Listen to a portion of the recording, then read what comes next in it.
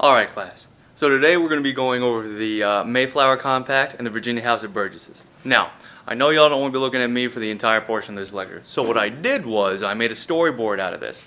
Now, what you can do, you can go back online and you can find this storyboard on my website.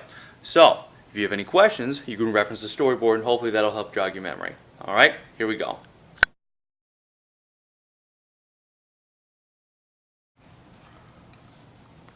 Alright, the Mayflower Compact was a written agreement composed by the new settlers arriving at New Plymouth in November of 1620. They had traveled across the ocean aboard the Mayflower. The Mayflower Compact was drawn up for the general good of the settlement and the will of the male majority. Are we there yet?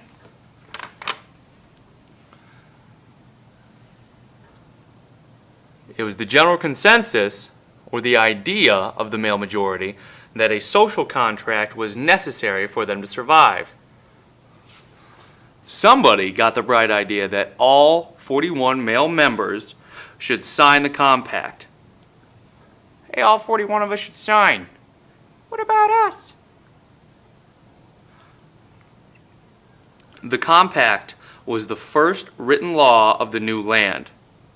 The compact determined authority for the settlement and was observed until 1691.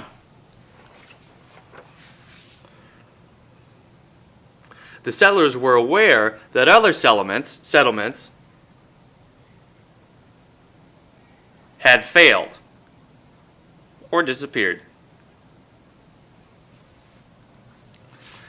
So instead, they decided to establish a social contract so that these were the first steps to independent rule.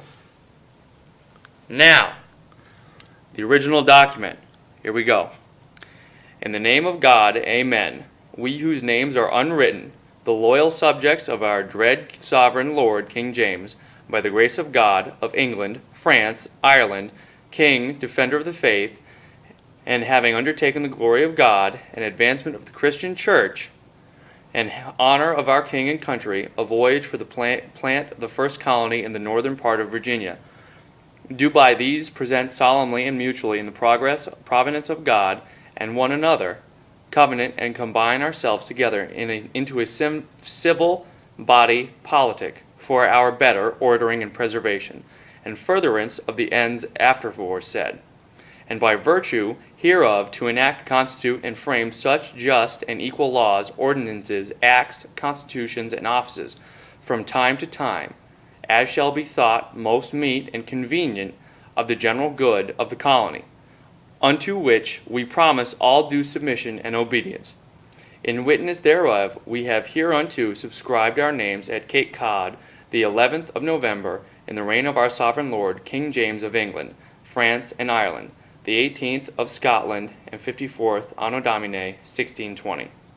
Now, the original document was lost. Okay, now where did that go? All right. However, there was a transaction that was seen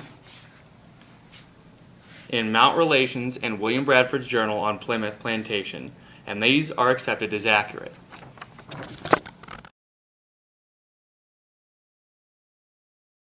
So essentially, the Mayflower Compact was one of the first written law documents for the new land.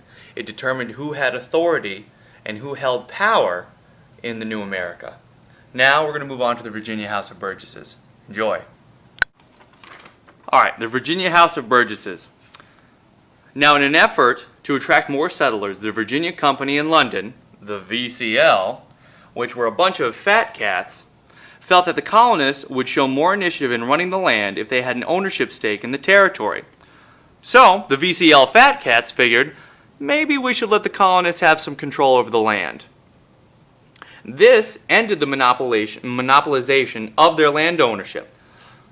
So I guess the moral of that story is, if you give a colonist some land, he'll probably want to run it too.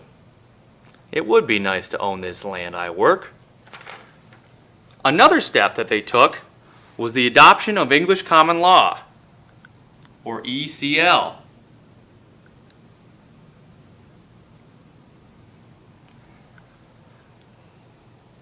This made everyday officiating more predictable. This also replaced the final say of governors in the colonies.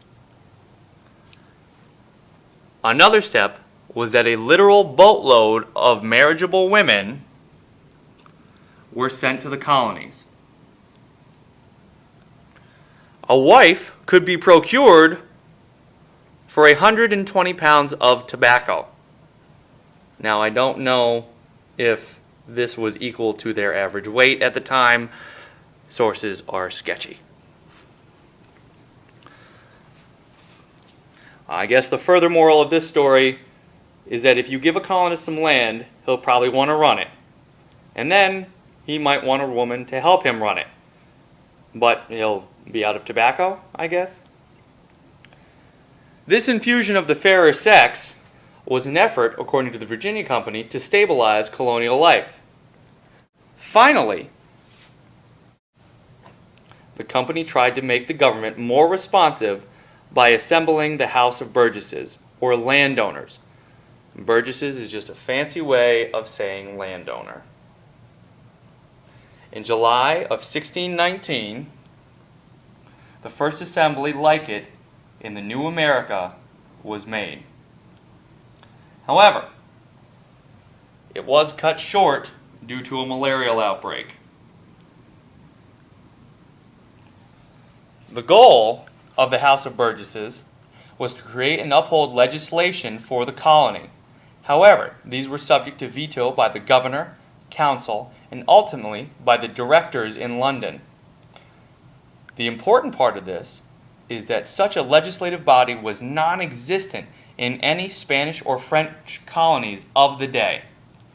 This illustrates the extent to which limited monarchy was accepted by the English.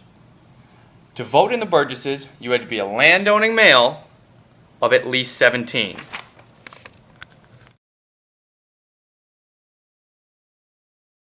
Well, there you have it. The Mayflower Compact and the Virginia House of Burgesses. Two of the first acts of the American colonies to establish themselves as an independent power in the New World. Thank you very much. Have a good night.